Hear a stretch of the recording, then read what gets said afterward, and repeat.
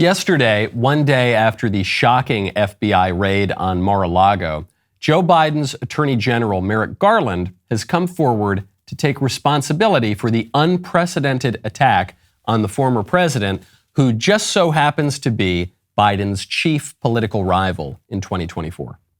Just now, the Justice Department has filed a motion in the Southern District of Florida to unseal a search warrant and property receipt relating to a court-approved search that the FBI conducted earlier this week.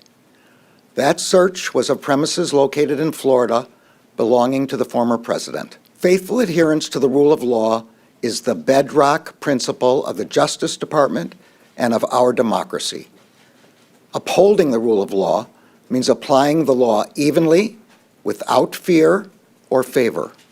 Under my watch, that is precisely what the Justice Department is doing. Federal law, long-standing department rules, and our ethical obligations prevent me from providing further details as to the basis of the search at this time. There are, however, certain points I want you to know. First, I personally approved the decision to seek a search warrant in this matter. Let me address recent unfounded attacks on the professionalism of the FBI and Justice Department agents and prosecutors. I will not stand by silently when their integrity is unfairly attacked. Merrick Garland will not stand by silently while the integrity of the FBI and DOJ leadership is unfairly attacked. How about when it's fairly attacked? Unfair? Unfounded? Just to be clear, we're talking about the same DOJ and FBI that conspired with the Democrats and fabricated evidence that Trump had colluded with the Russians in order to spy on the Trump campaign, then later launched a years-long $32 million special counsel investigation, also based on nothing, to undermine the Trump administration after Trump entered office, and then 2 days ago sent jackbooted thugs to raid the home of the current president's predecessor and chief rival, ostensibly to enforce a law that many other presidents and even presidential candidates, such as Hillary Clinton, more egregiously have violated without consequence. That's the DOJ. That's the FBI that we're not allowed to criticize, according to Merrick Garland. Merrick Garland, the jilted former federal judge who is now exacting revenge on his political enemies because cocaine Mitch McConnell and the Republicans denied him his dream job on the Supreme Court. How dare you attack my integrity? I'm not going to attack Merrick Garland's integrity or the integrity of the DOJ and FBI leadership, because that would imply that they have any integrity to attack, and they do not. They have, for years now, revealed themselves to be political hacks whose job it is to destroy Republicans and to let Democrat criminals, such as Hillary Clinton, such as Hunter Biden, we could be here all day if we kept listing the names, to let them off the hook for committing more serious crimes than any of the crimes that they even accuse the Republicans of. In the case of Trump, they have revealed themselves as the boy who cried wolf, accusing Trump of all sorts of nonsense, from the fake dossier about the alleged hooker urine tape. You remember that one? That was a doozy. To all the other vague claims of bribes and blackmail and collusion without ever once producing the goods. No evidence whatsoever, just all sorts of insinuation. These people, Merrick Garland in particular, should be ashamed of what they have done to the rule of law in the United States. And as far as I'm concerned, unless the FBI found severed heads in a freezer at Mar-a-Lago, nothing could justify this raid, which, unlike Donald Trump, poses a genuine threat to our democracy. I'm Michael Knowles. This is The Michael Knowles Show.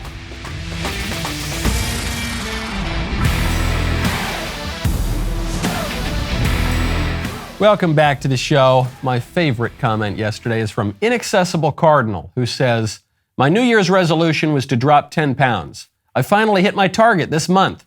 Granted, I gained 78 pounds over the first 6 months of the year." That's true, kind of like inflation, don't you think? Inflation goes up to 40-year record highs, and then it comes down 3 cents per gallon of gas or whatever. And you say, oh, look at how great this is. Zero inflation, negative inflation, which is also bad too, by the way. Biden just doesn't realize that. Absolutely right. Great point. Congratulations on only gaining 68 pounds this year. Good job.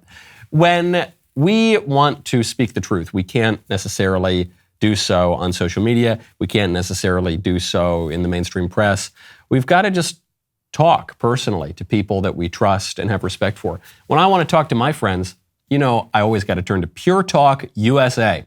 Right now, go to puretalk.com, use promo code Knowles Podcast. Bidenflation has left every business trying to nickel and dime you. How much can they squeeze you to offset their increasing costs? Who knows? Who knows? They're going to just keep going up and up and up. That's why I love Pure Talk. Pure Talk drew the line and said, no, stop screwing over the American public. When you sign up with Pure Talk this month, you are going to get their best offer yet. 1 month free. When you sign up with Pure Talk, you will already save probably 2/3 on whatever you're paying right now for your cell phone plan, and you're going to get that talk, that text, that data on America's most reliable 5G network. You're not going to sacrifice any service whatsoever. You're going to pay just $30 a month. And now, on top of that, you're going to get 1 month free when you make the switch today. Go to puretalk.com, enter promo code Knowles Podcast for this special offer. When you choose Pure Talk, you're choosing to support American jobs, not a company that sends those jobs overseas. You're choosing to support a veteran-owned, American-based company, not to mention a big sponsor of everything we do here at the Daily Wire. Go to puretalk.com, select a plan, maybe add a new iPhone, a new Android, then enter promo code Knowles Podcast to get 1 month free. The walls are closing in on Trump. They've got him now. Oh, they've got him now. The FBI and the DOJ, they've got him. I mean, they've been saying that for 7 years straight now. And every time they insinuate or even explicitly claim that he's committed some terrible offense, it never actually happened, and it was always fake, going back to that fake dossier that they cooked up with the Democrats in the Hillary campaign. And then what else did we have? We had the urine tape. Do you remember the Ukraine phone call? The walls are closing in. We've got him now. Trump called President Zelensky in Ukraine, who for a while was portrayed as corrupt, but now they've switched the narrative on that, so now he's Winston Churchill. But still, he called him bad. That was bad. It's Mueller time. You remember that stupid T-shirt?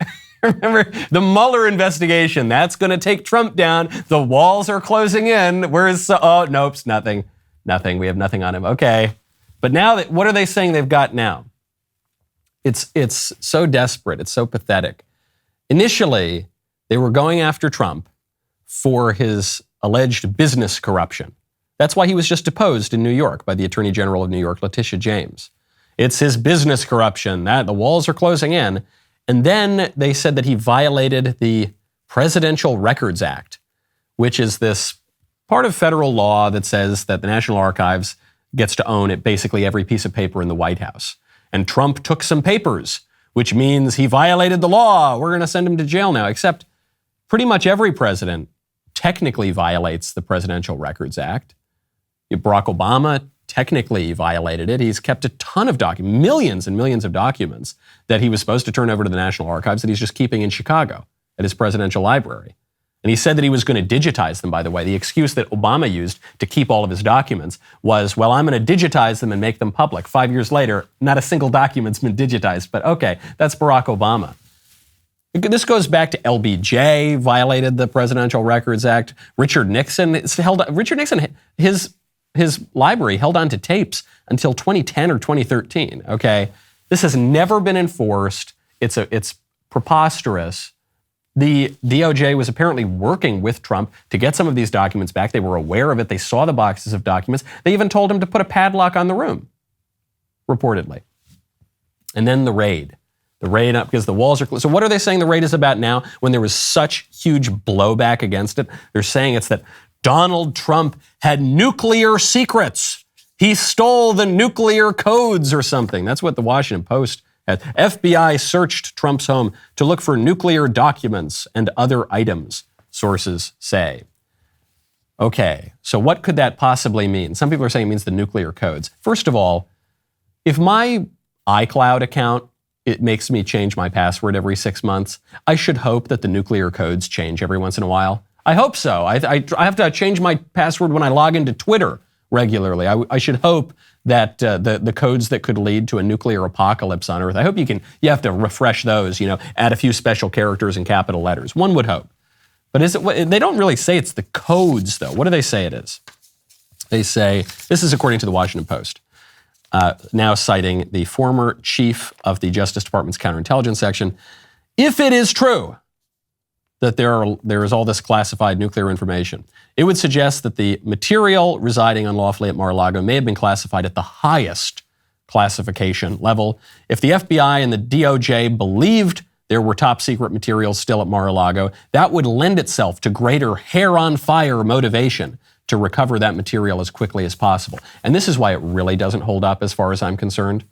So first of all, this is all being reported in the Washington Post. The Washington Post is Pravda. The Washington Post is the propaganda bullhorn for the deep state and the establishment. It's been true going back to the 1970s and probably earlier. Second, the sources cited in the Washington Post article are anonymous, as is frequently the case. And when the Washington Post reports on Trump, generally you got to take it with a grain of salt because they hate his guts. When it's anonymous sources, you really got to take it with a grain of salt. But then they cite people on the record responding to the anonymous sources. They say this was the highest classification level. Right. If Hillary Clinton had this material at her home, that would be a huge problem on her server because she has never been the president.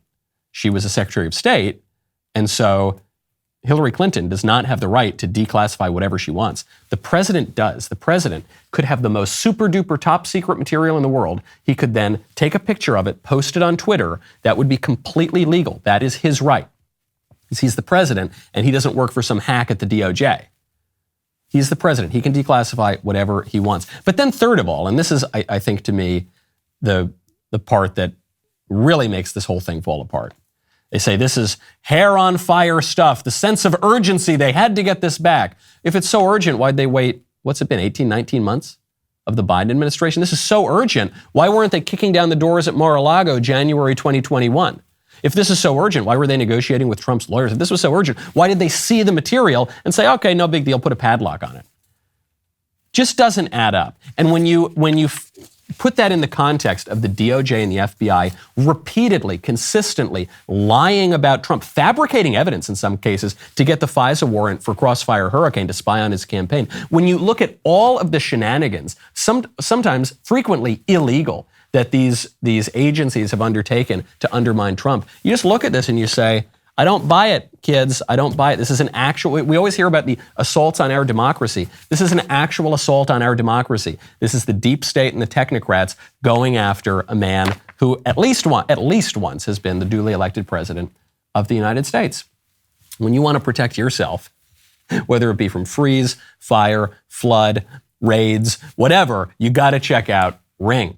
Right now, head on over to ring.com/Knowles. Summer is always super duper busy. We've all been away for a little bit. Maybe you go on vacation. Maybe you go visit family. I was in the hospital for a few days while I won't say we gave birth to my new son, but my wife did. And I was very supportive there as well. You know how I can trust to protect my home? A lot of it's thanks to Ring, okay? Ring, not just the video doorbell where you can see and speak to whoever is on the other side of your door, but Ring also has an award-winning alarm. They've got an award-winning home security system with available professional monitoring. And if you want to be like me, you can go pro. Get Ring Alarm Pro. You protect not just your physical home, the windows and the doors and all that stuff from the freeze and the fire and the flood and the bad guys, but also your digital home, okay? Combines a security system with a fast Eero Wi-Fi 6 router for home security and network security in one device. I love these guys. Absolutely fabulous stuff. Plus, they've been with us pretty much since the beginning of the show. This busy summer, to protect your home, go pro. Be a pro, just like me. Ring Alarm Pro. Learn more at ring.com/Knowles. That's ring.com/Knowles. Speaking of the fake news and the squandering of credibility by our public institutions,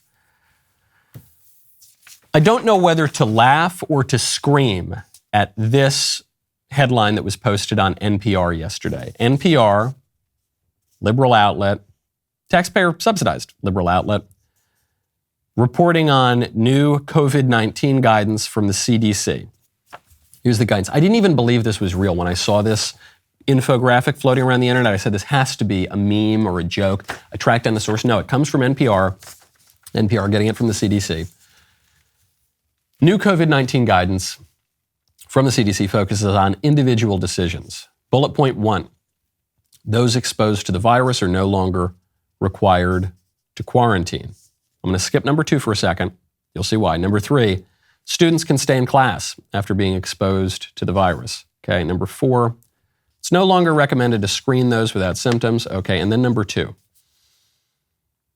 unvaccinated people now have the same guidance as vaccinated people.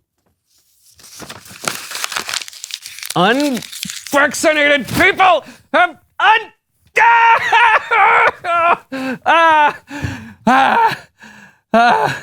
it's been 2.5 years. People lost their jobs because they refused to take that stupid Fauci ouchie that the libs, including Walensky and Fauci and Biden, all lied about the efficacy, lied about the safety, lied about the whole thing. And they said, you have to get it. And if you won't take this experimental drug, you're going to lose your job. You're not going to get to see your dying grandmother in the hospital. You can't go overseas. You can't travel. You can't go to school. You can't do, never mind. Now it's all the same guidance for everybody. Oops. I'm going to recover my composure. I'm going to just patiently resign myself to the fact that I told you so. I didn't need to tell you. You understood this from the beginning. But so many people from the beginning, they said, no, Fauci's totally right. The vaccine is so wonderful. Everyone has to take it. Beep, boop, follow the science. No. There's no incompetence here. There are no ulterior motives. There are no liars. Beep, boop. No, it's really important to destroy people's lives and businesses and livelihoods and families over this thing. Oh, whoops, never mind. Just going to take that in. I'm going to say, good, I'm glad we've moved past the vaccine thing. Every single person who lost their job, who was dismissed from the military. Oh my gosh, there were people who had to leave the military because of this. Every single person should get their job back. Practically speaking, I don't even know how that's possible. I don't know how you put the pieces back together again after 2.5 years. But it is total vindication for those of us who were always skeptical of Dr. Fauci, who never believed the hysteria, who were always skeptical of the claims of the technocrats. It's total vindication, 100%. I think you should have gotten it when Dr. Fauci lied about the masks and explained that he lied. He actually admitted that he lied about the masks. I think you should have probably understood it when Dr. Fauci called himself the representative of science. You definitely should have gotten it yesterday when Dr. Fauci called himself a symbol of truth, of the truth. I think we get it now. I think we get it now.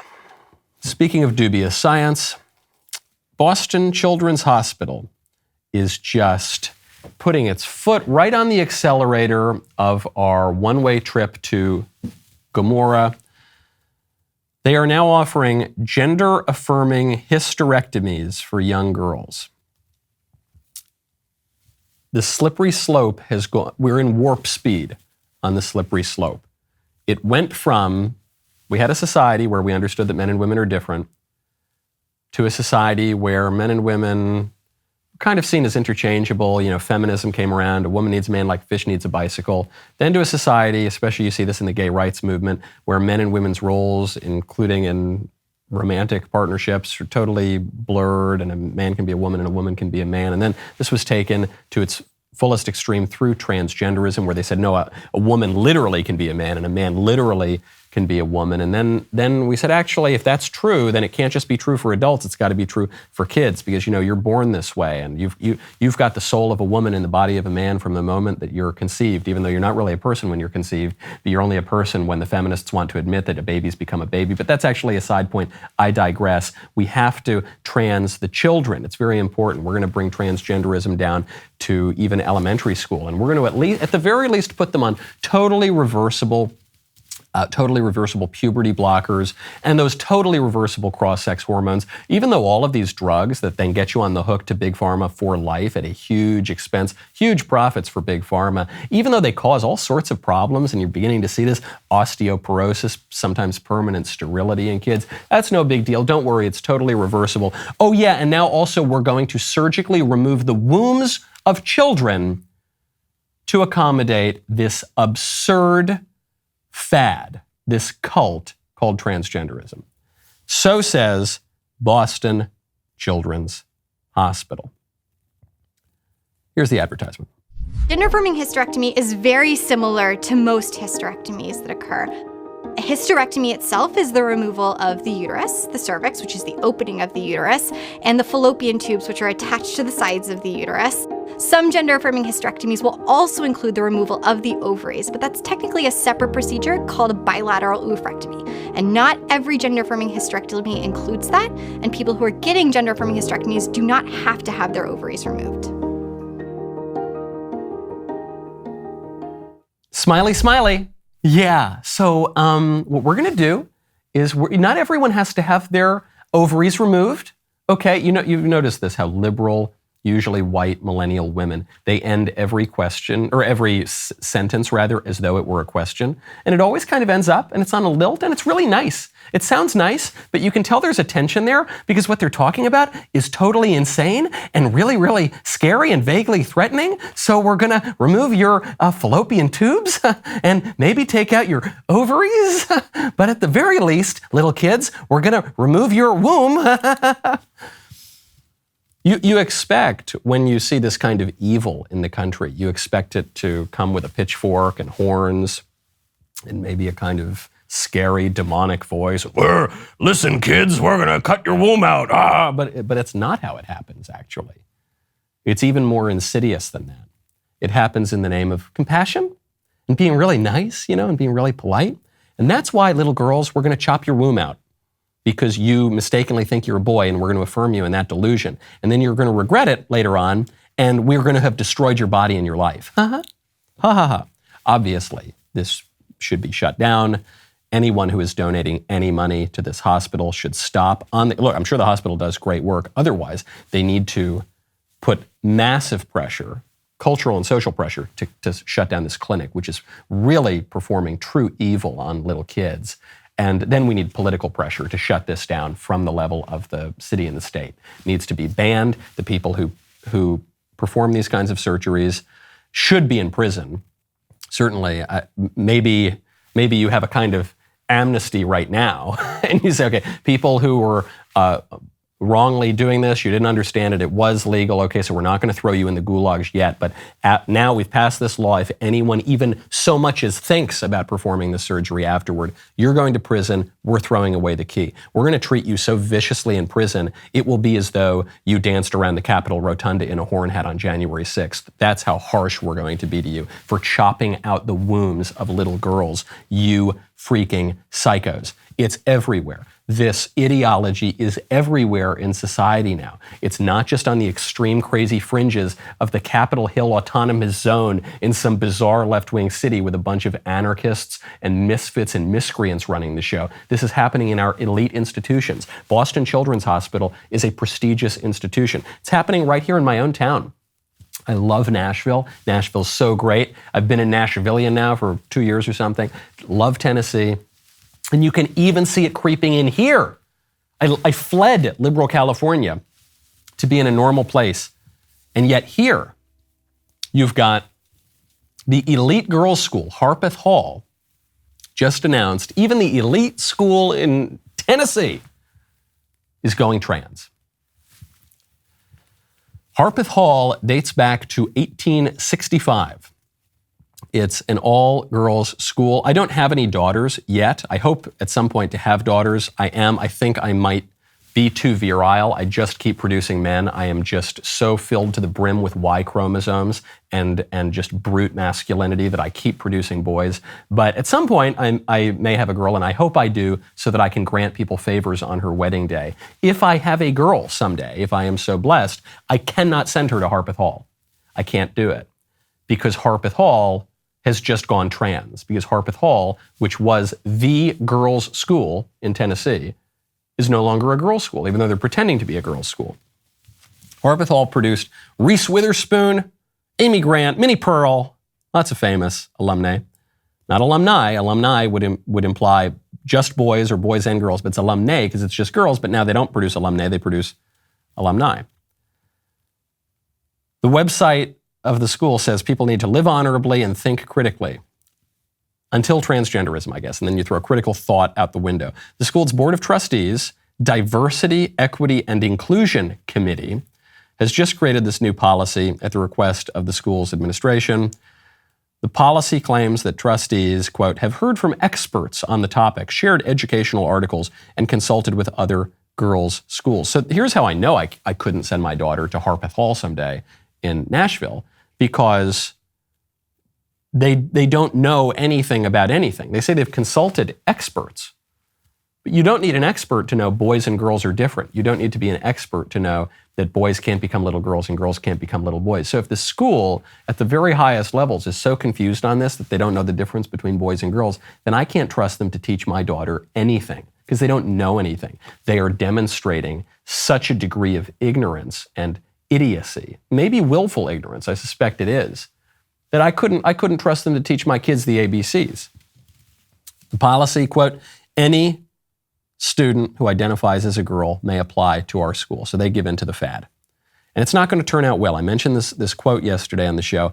I don't know if it's from Fulton Sheen or Dean Inge. I don't know. I think the Catholics and the Protestants fight over who gets to claim this quote. It's a brilliant quote. I love it, whoever said it. Whoever marries himself to the spirit of the age will find himself a widower in the next. If you marry yourself to the spirit of the age, you will become a widow in the next because the spirit of the age is always changing. And that's why you've got to ground yourself in eternal truths, not in passing fads. And transgenderism is a passing fad. That's not even a prediction. That's just an historical fact. Transgenderism has cropped up at various times throughout history in different forms, in different kinds of transgender expressions, I guess you could say. But it's come up as the Gnostic dualist heresy. It's come up in a way as Albigensianism, Catharism. It's come up in various forms, and now it's coming up in this particular transgender way. It's already beginning to pass away in some cases. There's a wonderfully encouraging report that's come out right now. There is an infamous gender clinic in Great Britain. I've covered it on this show. It's called the Tavistock Gender Clinic in London. They offer, quote, gender-affirming care and puberty blockers to thousands of children. 1,000 families are now filing a medical negligence lawsuit against the clinic. They're targeting the Gender Identity Development Service at Tavistock and Portman NHS Trust, which they claim rightly recklessly doled out puberty blockers with harmful side effects. Of course, these, quote, this is from the people who are bringing this. The children have suffered life-changing and in some cases irreversible effects of the treatment they received. We anticipate at least 1,000 clients will join this action. Tip of the iceberg. This is just one clinic in just one part of the United Kingdom, not even here in the United States yet. We also predicted this on the show years ago. You are going to see, sooner rather than later, lawsuits being brought by people who, as children, were subjected to these medical experiments, who later on realize that they're extremely harmful, and they're going to sue their parents, and they're going to sue the doctors, and they're going to sue the government in some cases if the government is providing health care. Good, we need more of that. We need these institutions to be absolutely bankrupted. Ideally, you would see the people who perform these kinds of mutilations and experiments have their livelihoods destroyed, thrown in prison if possible, but at the very least, totally ostracized from public life, at the very least, until they repent and recant and beg forgiveness of what they've done to these poor little kids. Speaking of dubious science, it's quite a story. Quite a story just came out. This was trending on social media yesterday. The story comes from CNBC. The Earth spun faster than usual on June 29th and triggered climate anxiety. Here's how to cope. Did you suffer any climate anxiety? I didn't know the Earth spun faster. I mean, All of my colleagues are out of the office, either just not showing up or calling in sick. So it has felt faster to me because sometimes when we work a lot, or I have a newborn kid at home, that makes the time feel like it's going a little faster because we have a lot to do. I don't generally feel the actual physical earth spinning faster. It doesn't bother me too much. I've got other things in my life to worry about than that. But some people, I guess, don't. What they worry about is climate anxiety. Here's how you can cope, by the way. Try a news detox. Designate a time or multiple times throughout the day when you don't consume any news. That's a good idea, at least when we're talking about CNBC, at least when we're talking about the Washington Post. I don't think you need to take a news detox from the Michael Knowles show because we're not selling you a bunch of ridiculous lies to freak you out and just force you into supporting our environmentalist program by fear-mongering and telling you the world is going to end in 9 years if you don't raise taxes on certain industries and drive a Tesla. Okay, we're not gonna lie to you and manipulate you that way. So I don't think you need a detox from us. You definitely need a detox from these extremely toxic news sources. Then, this one's my favorite. Find a community. Talk to others about what you're feeling and consider climate cafes. These are groups that meet up to discuss the state of the world. Or you could just go to church like you're supposed to, because that's really what this is about, right? Find a community that you can get together with and talk about your energy and feelings to try to save the world. You're saying to pray. You really want to pray. That's the word you want to use. You don't know how to say it. So you're saying come into a community where you pray that you won't be destroyed and the world will be saved. And you're describing a church, but in this bizarre lib way. You're taking your natural longing for God, because man is a fundamentally religious being, but you're denying God and you're denying true religion. And so you're channeling it in all these bizarre ways. You'll feel a lot better if you just go to church, okay? You will. Rather than setting up coffee dates with a bunch of other liberal neurotics to talk about how the world's going to end in 5 minutes, just go to church, okay? Take a detox from these absolute Looney Tunes. Take a detox from all the fear-mongering and the lies and the constant dishonesty and deception, and just see things the way they are, all right? You'll feel a lot better when you tune out that Washington Post and you tune out that CNBC and you recognize that there are more important things in the world than the ones the libs want you all to worry about. The corporate media not only control what they want you to know, their agenda means that the news is presented in a biased way. You know it, I know it, we all know it. Thankfully, there's a way to get the most important news of the day without that narrative. That is by listening to one of the top news podcasts, Morning Wire. Morning Wire has new episodes available every morning, 7 days a week. They cover stories other media outlets won't touch.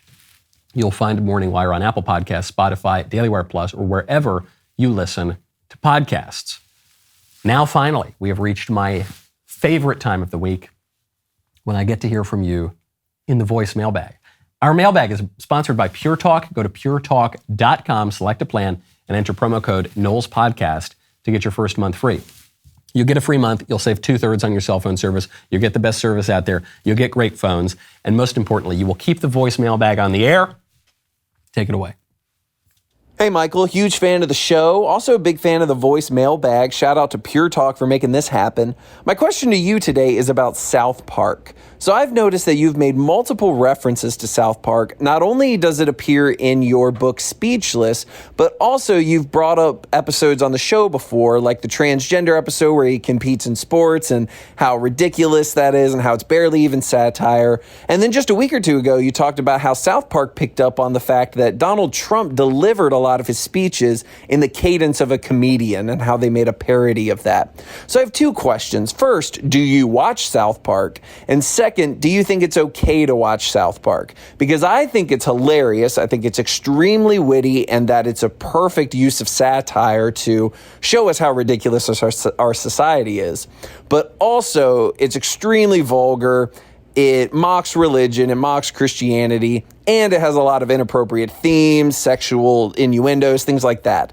So is it okay to engage with South Park or similar media and use it as entertainment, even if it doesn't align with our values? Thanks. Great question. Yes, I think so. But as with anything, you've got to be a little careful. I think Trey Parker and Matt Stone, who made South Park, I think they're geniuses. I think South Park, generally speaking, is very well done. I don't really watch it anymore. I've been watching it since almost the first episodes, even when I was a little kid. I just don't watch a ton of TV anymore. At most, I'll watch one episode of one show every couple of days now. So but I still really love South Park. They don't get everything right, and they get some things pretty wrong. And you mentioned on religion, they get some things really, really wrong. I remember their episode about Mel Gibson and the Passion of the Christ movie, which was in part very, very funny, that they really missed it. They really missed the boat because as I recall, the conclusion of that episode was, we shouldn't think about how Jesus died. We should just think about what he taught, which is just a really ignorant, shallow understanding of Christianity. The point actually is that he died and suffered in the Passion and on the cross and then rises again from the dead in the resurrection and redeems man from sin, conquers sin on the cross, and then comes back up and harrows hell and opens up the gates of heaven. And so if you miss that, it just exposes a really shallow understanding of Christianity. But I think it's worth pointing out, Trey Parker and Matt Stone are not atheists. Well, what they've said, though they mock all sorts of religions, they mock Mormonism famously, they say that of all the crazy, wild religious claims out there, I think it was Trey Parker made this point. He said, the craziest one I've ever heard is that this whole world that we're living in, everything, all of creation, all our loves and fears and hopes and dreams, it's all just cause whatever, you know? He says the craziest religion is atheism. And so though he mocks religion and maybe they haven't exhibited the highest level understanding of religion, I don't think they're exactly hostile to religion necessarily. And their political satire is very often really, really great, and especially in those early seasons, really, really funny stuff. So yeah, as with anything, you know, do I think it's okay to have a drink? I do. You should probably not have 15 drinks and then, you know, go get in your car and go on a rampage downtown. But enjoyed responsibly. I think South Park is really, really funny. Next question. Hi, Michael. I'm struggling to understand God and how he decides to answer prayers. I consider the countless times I have said a prayer for something trivial, like finding my car keys, and I believe to have God help me in those situations. I then relate this to a real desperate problem, such as a mother losing her children to kidnapping, and she is trying desperately to find them. So often those children are never found, even though the loving parents may have prayed so fervently and lived righteously in the gospel. This contrast between the two makes me confused about prayer completely. Why would God help me discover the major I should take in school, the girls I should date, the friends I should find, but then so often won't help mothers and fathers find their lost children, or won't help a child escape, for instance, from a tyrannical government or abusive family? I believe prayer is essential in life to align ourselves to God's will, but these contrasting situations has me completely perplexed, but I think you can help me understand. Thanks so much. Really good question. You're asking about two distinct concepts, and I think your confusion is because you're eliding the two a little bit. When we pray, Jesus tells us how to pray in the Gospels. He says, when you pray like this: Our Father, who art in heaven, hallowed be thy name. Thy kingdom come, thy will be done on earth as it is in heaven. The prayer goes on. Thy will be done is very, very important here. Then you fast forward to Jesus in the Garden of Gethsemane, where he's awaiting his passion and crucifixion. And he says, he prays to God the Father. And he says, please, Father, let this cup pass from my lips. But not my will be done, but thy will be done. So Christ, anticipating experiencing the worst possible thing that anyone could possibly experience, that he uniquely can experience, that we actually can't even really experience because we're not God. And he says, but not my will be done, but thy will be done. So when we ask things of God, and we of course, we ask things of God, there are different kinds of prayer. There's prayer where you're sort of just contemplating and adoring God and worshiping God. There's prayer where you are petitioning God and you're asking God for certain things. You know, when I was in that delivery room with sweet little Elise a couple weeks ago, you know, I was praying, please God, let this all go okay, let this all be safe and good and everything. And so I'm making an ask. Now, when we are making an ask of God, we are relying on God's omnipotence, and we're making an ask of God's omnipotence. We do not have the power, and in the gospel, when Christ says, ask and you shall receive, that does not mean that we have the power to boss God around. If we could boss God around, God would not be God. That would be incoherent. Frequently, when we ask things of God, we get them in a way that can be quite surprising. the first few times it happens, in a way that can seem miraculous and sometimes is miraculous. But you don't always get what you want.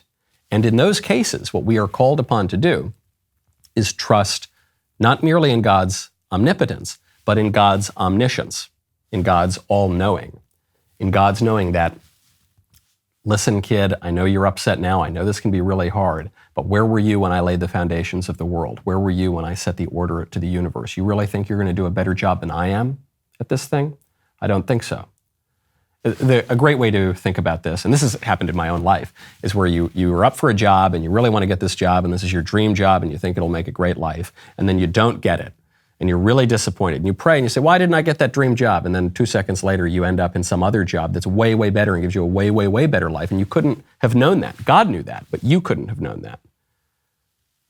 And I don't mean to suggest, by the way, that every time something you ask for that is material and you don't get it, that you're going to get something greater that is in the material world. You might not. You might not get the dream job, and then you might get cancer, and then you might suffer for 6 years, and then you might die. And still, you might, and I think will ultimately be edified and sanctified by that. Or certainly you could be. Certainly that could be and will be the best possible world. Some people ask, why do we have free will? If we didn't have free will, then there wouldn't have been a fall in the garden, and then everything would be perfect. And so, darn it, Adam and Eve, why'd you have to do that? How can this be the greatest of all possible worlds? How can God be all good if we live in this fallen world? And the conclusion, it seems to me, has to be that the fallen world, with the incarnation and with the atonement, is actually better than just Adam and Eve gallivanting around the Garden of Eden in perpetuity. This is what Christians exclaim on Easter when they say, oh, happy fault that won for us so great, so glorious a Redeemer. Next question. Hello, Mr. Knowles. I am a Christian, conservative Kansan, and I voted no on the Value Them Both amendment. I did not vote no because I am a squish, but precisely because I am not one. The VTB amendment's legislative wording would have impeded abortion from being fully banned in the future. Dobbs left it possible to regulate abortion in the states. This pro-life bill would cement regulation into our law and therefore not allow it to be banned. And so I voted no. To be clear, I'm specifically an abolitionist. Our voting beliefs are different from the pro-life movement, since abolitionists only vote on legislature that bans abortion from conception, is immediate and uncompromising, and criminalizes all parties involved. Allowing exceptions for abortion is unbiblical. If we truly want abortion to be abolished in our country, we need to treat this crime as one by giving it criminal consequences for both the doctor and the parents, no matter the circumstances the child was conceived in. I'm curious as to what your take is on my decision to vote no, and on the abolitionist movement as a whole. Really, really good question. The short answer is I disagree with your stance tactically, but not in principle. So you're referencing this Kansas referendum, this amendment that came up for a referendum that failed. And I should point out, I just read some headlines about it on the show, and people wrote in and they said, Michael, you misrepresented what the amendment was. And I have no doubt that I did. I was basically just reading some amendments about, some headlines rather, about the amendment. And I think part of the reason it failed and part of the controversy around it is because there was some confusion, especially in the press, probably intentional, about what that amendment would do. So let's take your understanding of the amendment, that actually this could really hurt us in the long term because it would make it impossible to get totally perfect pro-life legislation, and therefore you voted no. I totally respect that stance, and I'll plead ignorance on the minutia of the amendment to begin with. So I'll zoom it out from that specific Kansas amendment to the issue more broadly. I am perfectly willing to take a 90% win and then try to get the next 10% later on. I think that's fine. I generally fear letting the perfect get in the way of the good. I'm perfectly willing to make incremental change. You might object and say, no, the incremental change is actually going to reduce the likelihood that we get the perfect outcome that I want. I don't think that's true. I think that the way politics works is through momentum. So I think incremental change actually will help us to achieve a kind of perfect goal, in this case, banning abortion, period. But reasonable people can disagree on that. The disagreement that we're having is merely tactical, though. I don't think it's a disagreement on the principle. Next question. Hey, Michael. My question is in regards to childhood sports. I've got one son who is very athletic and has shown interest in pretty much all sports, but has definitely expressed interest in playing football one day. And given how dangerous it is, I'm just curious what your thoughts are on football and if you plan to let your sons play if they want to, or if you plan on trying to steer them more towards, soccer or tennis or baseball, basketball, what have you. Thanks, Michael. Just knowing the Knowles genes, probably this is an unfounded fear that I would have that they will be football stars. But maybe it's possible. Listen, my eldest son, he's got a really good arm, and my newborn son, he came out looking like a real bruiser. So maybe they'll be real, tough kids. I mean, my gosh, the second kid came in, he was over 9 pounds. He's a big guy. So maybe they'll be big stars. I would not guide them to soccer, which I think is an abomination. I would probably guide them toward baseball, the real American pastime.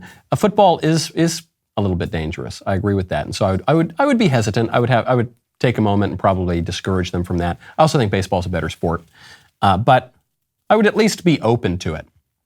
Though I would guide them in the direction of baseball. I want to get to at least one or two regular mailbag questions before we go. From Julia. Michael, love the show. I believe every child needs both a mother and a father, which is why I don't support gay adoption. Sounds like you agree with this idea. This led me to wonder if you also believe single people should be barred from adopting. Thoughts? Thanks. Yes, absolutely, single people should be barred from adopting. If you believe that men and women both have something to offer humanity and children, then I don't understand how you can support homosexual adoption or single adoption. I know that some people really want to have kids. Homosexuals want to have kids. Single people want to have kids. It's not about you. It's about the kid. The only people who can be said to have rights in that kind of situation, we're talking about the upbringing of kids, are the kids. So no, there are 36 couples estimated for every one newborn baby put up for adoption in the United States, 36 couples who want to adopt. So we should prioritize people who are married, who are actually married, man and woman, in a real marriage to adopt those children. No question. Last question from Kyle. Michael, when will Senator Cruz announce you as his running mate? Thanks, Kyle. There are a few issues with that. One, Senator, I'm not being coy here or anything. I don't know if Senator Cruz is going to run for president in 2024. And then there's this minor issue, which is that I'm constitutionally ineligible at the moment because I will not be 35 on the day of the election or the inauguration. So we're just going to have to wait. Going to have to wait at least one more cycle. I'm Michael Knowles. This is The Michael Knowles Show. See you next time.